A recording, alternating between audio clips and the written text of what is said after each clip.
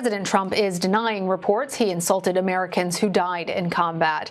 An article published in The Atlantic says the president questioned why he should go to a cemetery of American soldiers during a 2018 trip to France. The article said Trump called those who died suckers and losers. It also says he refused to offer support when Senator and decorated war veteran John McCain passed away.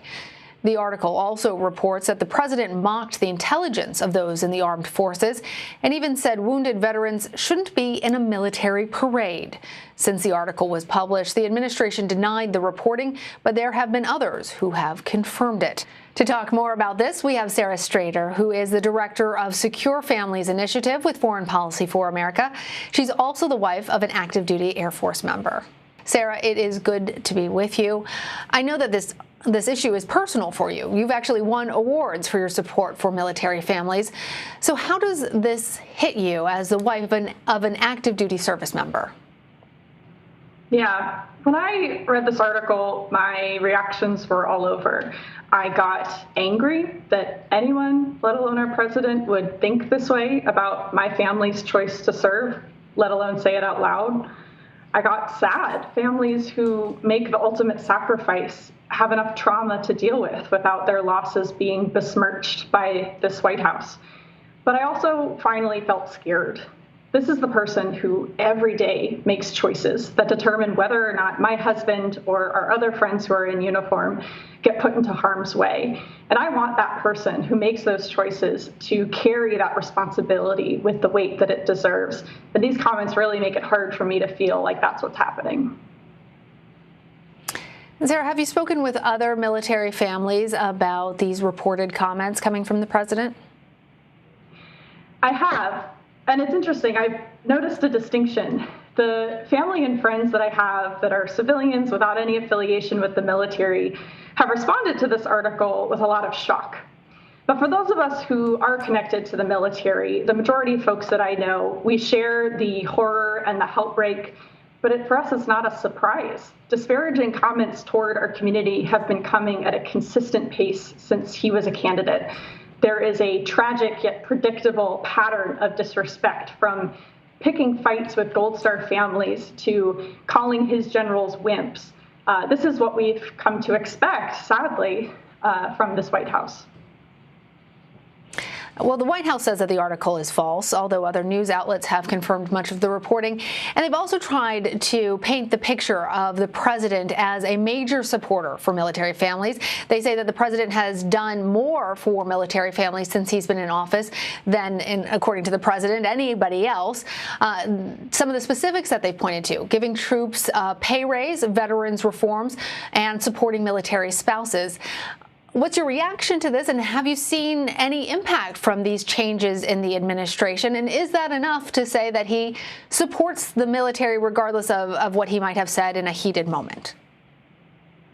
It is important to look not just at a president's words, but also at his actions. So here are some of the issues that military families care a lot about. We want safe housing, good educational opportunities for our kids, and the ability to conduct the mission without fear of discrimination or politicization.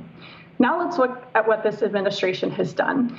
I know personally military spouses who are stationed in places like Forts Bliss and Campbell, where housing and school projects have been defunded in order to divert funds toward the southern border wall.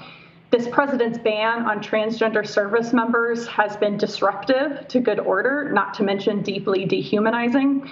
And on June 1st, he, of course, cracked down on peaceful Black Lives Matter protesters in Lafayette Park in D.C., using tear gas in order to take a political photo op while the National Guard stood in the background. This is not what an administration that honors military families looks like.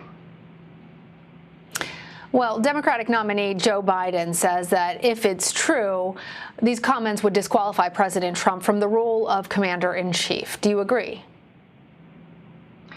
This absolutely evaluates how we as military families view our choice this November when choosing who the next commander-in-chief is going to be. And these comments certainly put a lot of that into doubt and concern for me personally and many others whom I know.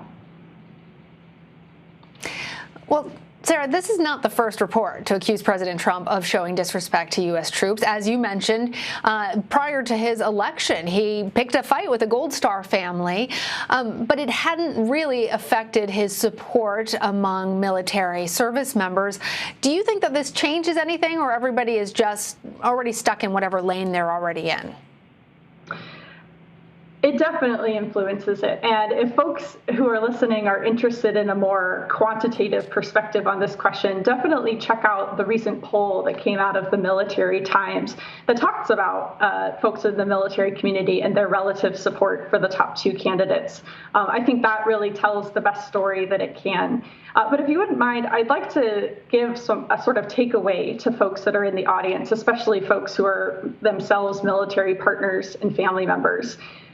It's easy to see these comments, feel dispirited, and then think, yeah, but I can't do anything about it. And I don't believe that's true in the slightest. You can lobby your elected officials to pass policies that help your family. You can donate to one of the many awesome military nonprofit organizations that help uplift our families' voices. You can find a candidate running for office who you think personifies your values, who you can volunteer for.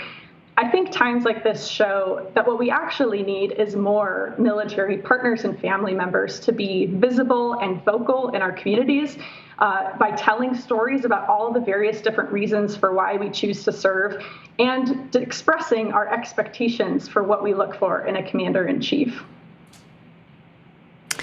Well, one of the ways that you are working on this, and before even this became a real issue, was an effort to make sure that military families and service members are able, in fact, to vote abroad. Can you tell us a little bit more about the work that you're doing?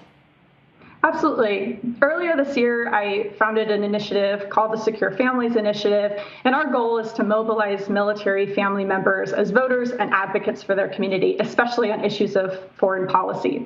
And I should note that our work is completely nonpartisan. We welcome champions for these issues from whatever side of the aisle that they come from.